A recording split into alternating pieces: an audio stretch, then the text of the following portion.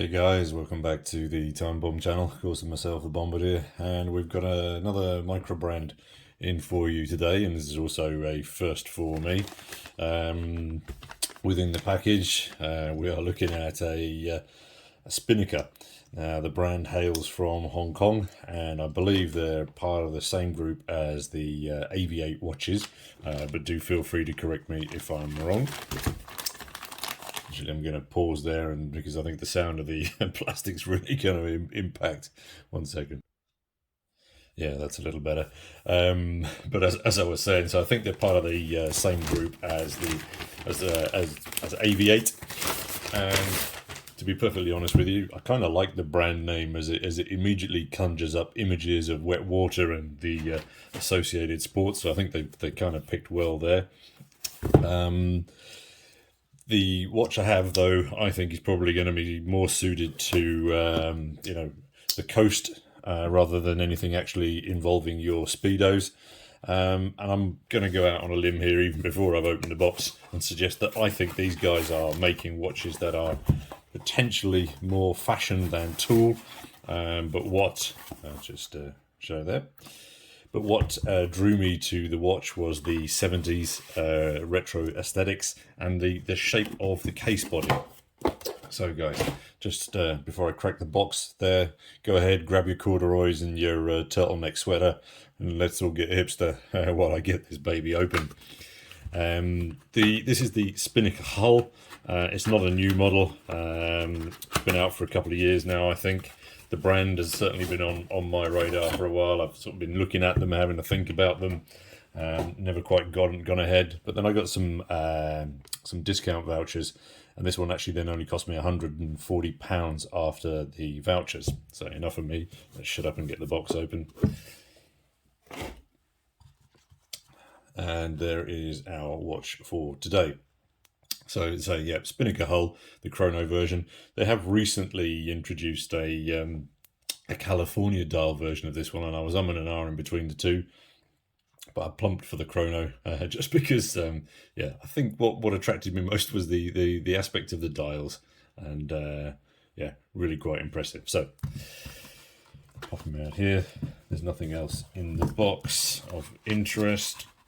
That's a bit tight. Anyway, the tag stuck at the bottom. So as the video title suggests, we're looking at reference SP-506801, and this is the black dial version. There are a couple of others. There's a blue, and as I say, there's multiple dial variants there with the including, as I say, that newer California. Now, just kicking off with the specs as always. So we're looking at a quite manageable 42 mils across.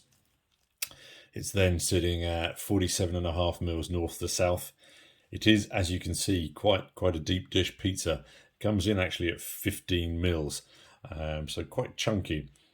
The lugs themselves are then 22, so yeah, meaning ample strap option swap outs here. Let me just run the. I know it's all encased in cling film. It doesn't matter. Let's get it open. The one issue that I did have when prior to purchase on this one was the what comes up on top. And what's up on top is a sapphire coated mineral crystal. Now, yeah, I get mineral on certain watches, but for me, I was really hoping that would have been sapphire. You know, most of these micro brands really do, hit the mark with that. But as you can see there, the AR coating. Actually, it's not as blue as I had anticipated.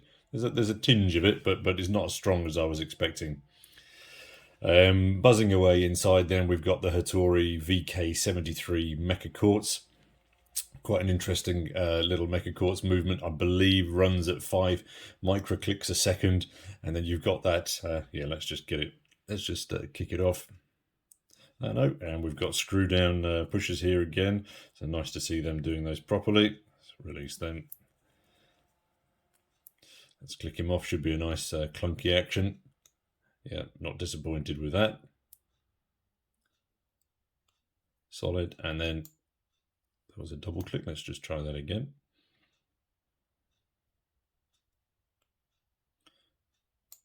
And I pulse back. but hang on a second. It doesn't look like it's returning straight to the 12, or is that just my eyeballs from the side, the angle? It's fractionally off on the 12. But anyway, let me have a look at that a little bit later on. With these, you do get 100 meters worth of wet stuff. Obviously, then you've got a fixed bezel on here. And I think it's quite nice the way that they've put the markings on here, because you can really see them right from the bottom also. It's not just a top-down view, but I mean, the scale itself is quite faint. So at distance, yeah, you're certainly not reading that scale. But again, I don't believe that this watch is designed to be, something that, time specific. You're not going to be using this to measure any races. The cushion case finishing, I mean, it's the first thing that I'm been thinking about again with the purchase, because as regulars to the channel will know, I'm not a massive fan of highly polished watches. We've got sort of, some very nice brushing on the tops of the lugs, and then obviously on that bezel. I kind of feel that they should have done that everywhere, and then maybe just left some, some polished shoulders here or something. But hey, I'm not the designer. But again, what really drew me to the watch in the first place was the dial. It's really where the watch is at for me.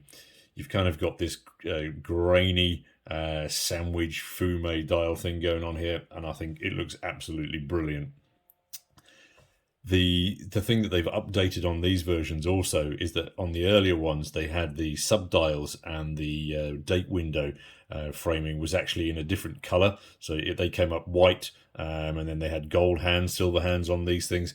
But they seem to have perhaps listened to a lot of the early feedback, and then made this a little bit more of a monochrome palette, which I think is a fantastic idea. Let's just get the seconds hand out of the way. Curious position then, obviously, of the date window there up at the 12. I think if you're someone who uses your watch to check the date out, then I think up at the 12 there, it's much more useful, as it's larger and clearer. I think, yeah, obviously at the 3 with all those subdials, even if they tried to squeeze it in at the 4, I think it would have just made the dial way too cluttered.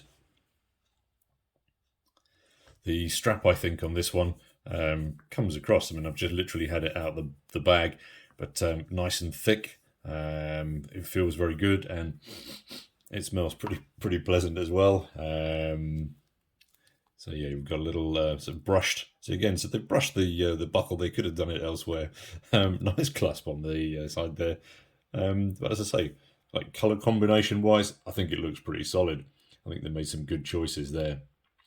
The case back, as we've just seen there, is solid and pretty standard. There's that design is pretty basic.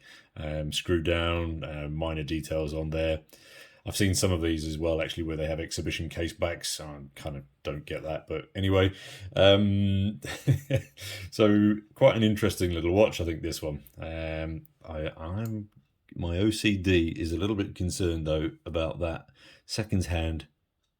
If you look at it from here, you can see, sorry, too much reflection, you can really see that it doesn't click back to the 12, and that actually could cause me to send the watch back and ask them to change it, because, yeah, I mean, it's really off there. And yeah, I'd be looking at that, I'd be obsessing with that. Bloody frustrating, but I'm glad I picked it up now rather than 3 to 4 weeks down the line. Return it again. No. It really isn't going back to the centre. Oh, well, this is the advantage and the disadvantage of live unboxings, is that you really do get to see things for the first time. And yeah, I think the design elements of this watch are fairly evident. I'm not sure if this is exactly a homage, because I think that they carry enough of their own individuality to sort of create something for themselves. Clearly there are design elements from other famous square watches, but it's going to cost you a smidgen of the price. And my feeling when I bought this is that it's going to make for a jolly good weekend watch that gently massages your retro tendrils even. I think also this is a nice alternative for when your dive beast might need a break, or if, like me, your watch quiver is looking a little bit like a one-trick pony. The price point, I think, as well, also makes these a fairly compelling across the brand, the different watch styles that they have. Um, if you've got one of these and you've had them for a while, please do drop some comments down below on the longevity, how they sort of hold up to a little bit of a beating, and their performance, and also QC with, as I say, very evident aspects like that seconds hand. Are you able to live with it, or are you, like me, going to be obsessing over it? All right, guys, thanks for your time and for your view, as always. Very much look forward to your comments down below. Really very interesting to hear your thoughts and feedback on all of the watches that we feature on the channel. So again, thanks as always for your time and for your view. And of course, until next time, this is your host, the Bombardier, signing off. Cheers.